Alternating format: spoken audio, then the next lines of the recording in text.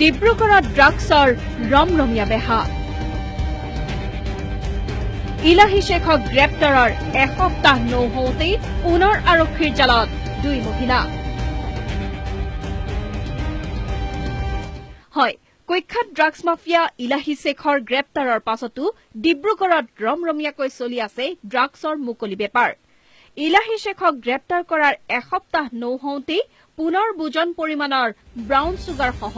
আৰক্ষীৰ জালত পৰিল দুগৰাকী মহিলা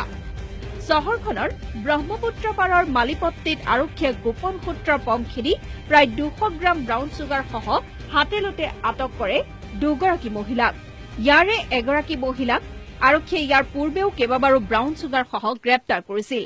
মাত্ৰ কেইদিনমান পূৰ্বে জনৈক ৰেণু নামৰ মহিলাগৰাকী কাৰাগাৰৰ পৰা মুক্ত হৈছিল আৰক্ষীয়ে লগতে জব্দ কৰা ব্ৰাউন চুগাৰখিনিৰ মূল্য প্ৰায় 2 লাখ হ'ব বুলি জানিবলৈ দিয়ে আমি আজি গোপন সূত্ৰৰ পম খেদি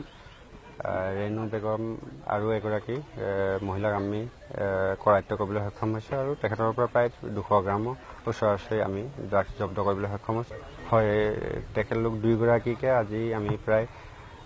6-7 মাহ আগত ড্ৰাগছজনিত কেছত আমি কৰায়ত্ব কৰিবলৈ সক্ষম হৈছিলোঁ আৰু তেখেতলোকক আমি মহামান্য আদালতলৈ প্ৰেৰণ কৰিছিলোঁ আৰু তাৰ পৰা ওলাই অহা আজি বেছি দিন হোৱা নাই আকৌ পুনৰ তেখেতলোকে সেই কাৰোবাৰ আৰম্ভ কৰিলে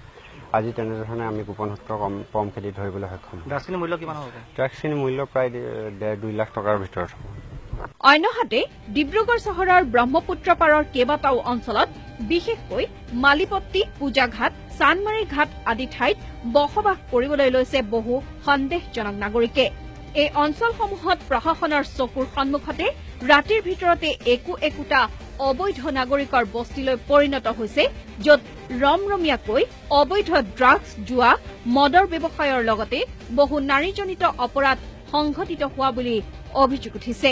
শনিবাৰে ব্ৰহ্মপুত্ৰ পাৰৰ মালিপট্টিৰ বস্তি এলেকাত জনৈক ৰেণু নামৰ মহিলাগৰাকীক ব্ৰাউন চুগাৰসহ হাতেলোতে গ্ৰেপ্তাৰ কৰাৰ পাছত প্ৰমাণ হৈ পৰিছে এনে অবৈধ বস্তিত কি চলিছে আৰু ডিব্ৰুগড় চহৰখনৰ বাবে কিমান বিপদজনক হৈ পৰিছে এনে অবৈধ বস্তিসমূহ অকল কেৱল ডিব্ৰুগড়বাসীয়ে নহয় অসমতো বিখ্যাত হৈ পৰিছে ডিব্ৰুগড় নগৰৰ কিছু অঞ্চল ড্ৰাগছৰ বাবে অপসিদ্ধ